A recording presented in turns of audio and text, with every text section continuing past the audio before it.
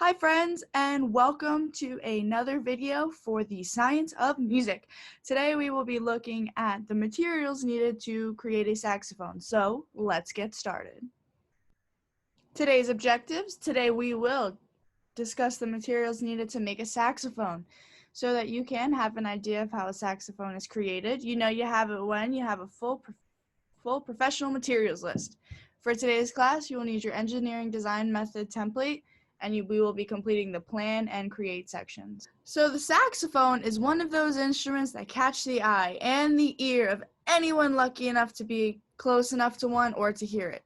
Officially, it is a member of the woodwind family, but is often confused with brass due to its color and materials used to create it. Saxophones are primarily made of brass. Brass is made of composite alloy of metals like copper and zinc and nickel and tin. The common saxophone is most likely made of 70% copper and 30% zinc, which gives the sax that signature yellow brass color. The zinc is beneficial to process as it makes the metals more malleable and at lower temperatures, which lets it have this awesome curve down here at the bottom.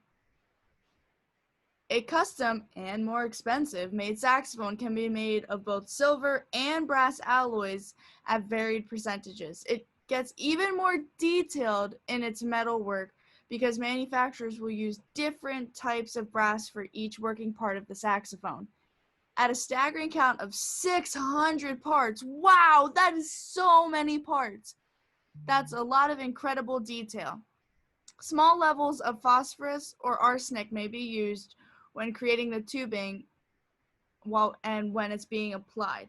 If you thought that was a lot, just wait. We aren't done yet. The very important things that hold it all together, the screws, are stainless steel. Cork lines the joints and water keys. We will take a look at those a little bit later. So for the structure of the saxophone, each working part of the sax is created and assembled one piece at a time. Now, there are 600 pieces to a saxophone. That's going to take a long time. At first glance, you can easily spot the four fundamental parts. The curved piece is the neck up top, also known as the mouthpipe. Below the neck is the whole body with the signature U-shaped bow and the round flared bell. If you look along the length of the instrument, you will also find 25 tone holes. That's the little keys that we push down when we play saxophone. There are 6 different types of saxophones available based on the sounds as follows: the sopranino, the soprano, the alto, the tenor, the baritone, and the bass saxophones, and we'll see pictures of those in a little bit. To make it even easier to remember, think at smallest and highest pitch as the sopranino, and largest and lowest pitch as the bass. Let's take a closer look at each of the components to create a saxophone. So as previously stated, the saxophone is made out of brass, and it is a different combination of copper and zinc. However, specially manufactured and signature saxophones could be made out of silver and different brass alloys to create different colors of saxophones. So now the mouthpiece. The neck of the saxophone contains many intricate parts. First up is the mouthpiece. If you are part of an orchestra ensemble or an up-and-coming rock star, choosing the right mouthpiece is essential. The mouthpiece consists of a tone chamber, which is this long black piece right here, and the lay, which is opening between the mouthpiece and its reed, is the tip. So up here where this little piece of wood is, that's called the reed, and that's what musicians put in their mouth, and it'll vibrate against the mouthpiece so that it creates enough wind and enough vibration to go through the whole instrument and make a noise. There also is a ligature, which is this gold piece right here, and that's what holds the reed to the mouthpiece. Mouthpieces are typically marked with a letter and a number to denote the width and the size of the mouthpiece, because the saxophones can have all different types of mouthpieces because all different brands make it. It's kind of like clothing. Your t-shirt could be made by Hollister or American Eagle or Walmart or Target. And so the numbers at the bottom of a mouthpiece is just a way for the mouthpiece to be branded. When searching for the perfect sax, keep in mind the material that the mouthpiece has no effect on the actual sound produced. You can choose from glass, metal, plastic. It doesn't affect the tone. The saxophone mouthpiece uses a single bamboo reed attached by a ligature, which is attached with the screws. So the ligature has the screws that holds the reed, and the thickness and the type of reed is what produces the tone and the sound of the instrument, not the mouthpiece. The next piece is the plastic resonators. Resonators are attached to the finger keys pad by a rivet.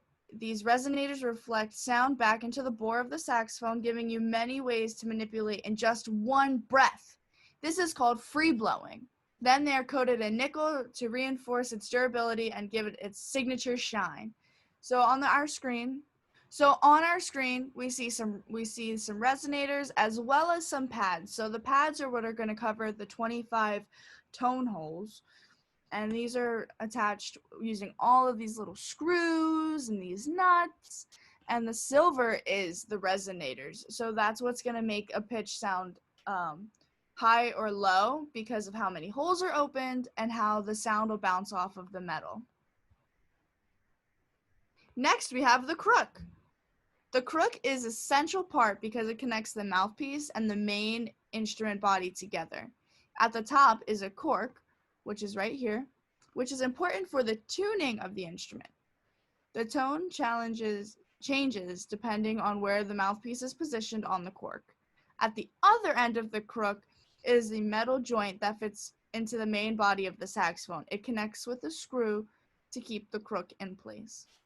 For our cork, we have cork grease because we're putting a piece of plastic on a piece of wood because cork is made out of wood. So we use a little grease that will make the plastic go on much, much easier. So we tune with the crook, with the whole crook, so we can pull this part out of the body just a little bit to change the pitch, as well as pulling our mouthpiece off of the cork so that when we play with another person, we sound like one instrument. So the whole point of tuning your instrument is if you have 5 people in a row playing together, they all sound like one. Up next is the keys of the saxophone, and the keys come in 2 different types. The first option is the closed standing key. These keys are held together by a spring when the instrument is not being played. As you press the key, the hole it was covering is opened. The second is the open standing key, which are held open until it is pressed, after which the hole is covered when played. Each saxophone key has a special pad at the end of it, which gives each hole an airtight seal when played, which gives a note when played. So most saxophones are made with the open standing key, and they will close when you put your fingers down, like this fingering chart that we see here on our screen.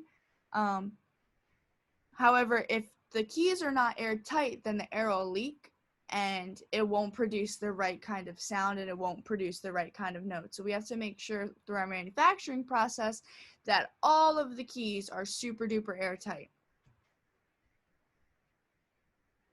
The final piece of the entire saxophone, the most important part of the entire saxophone, is the tube.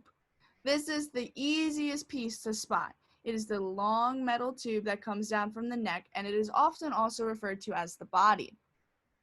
It gets wider as it curves upwards into the bell, and there are tiny holes drilled at specific intervals into the side, which creates the notes, which is where our pads go, and which is where our resonators go. So when all of the holes are closed, the sound created by your reed becomes amplified. And when all the holes are left open, the sounds produce an altered note. Without the tube and without the body of the saxophone, there really is no saxophone because there's nothing to attach it to. And the tube is what is made out of the brass and the nickel and the silver and metal alloys to create the entire saxophone. So this really is the most important part of a saxophone. Earlier we mentioned the different types of saxophones that we have,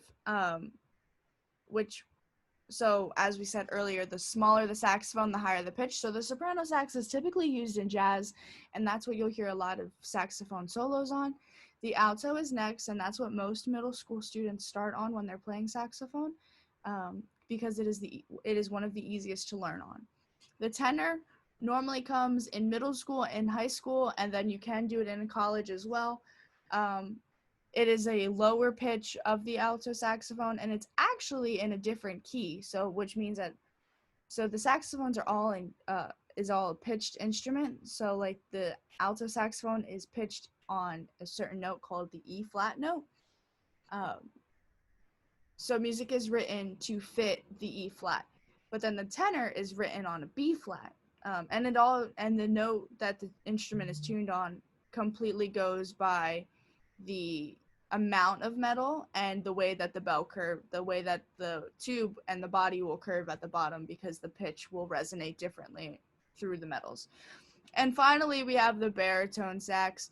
This one is my personal favorite because it's the one that I play. And the baritone sax is the bass saxophone and can play super duper low, but it can also play super high up into the register of the alto sax. All of these are found in jazz. Some of them, like the alto and the tenor, are found in orchestra and concert band music. And the saxophone is just a super fun instrument, and it's a lot of fun to play. So for homework tonight, we are going to update our design method template and make sure that it is as up to date as possible. We'll use today's lesson to fill out your plan and create portion so that you have a full materials list. In your materials list, you can also include why they're important. In our next lesson, we will be creating substitutes for these materials so we can make the instruments at home. And stay tuned. We may have a special guest on our way. See you on the next one, friends.